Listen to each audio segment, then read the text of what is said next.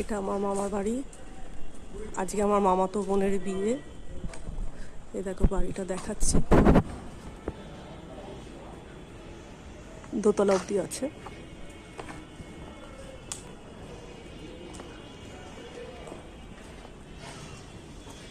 এই দেখো এটা হচ্ছে এন্ড, এটা এন্ড আমার মামাতো বোনের বিয়ে। আজকে আমি আমার মামার বাড়িতে এসেছি, তোমাদেরকে মামার বাড়িটা দেখাচ্ছি। দেখো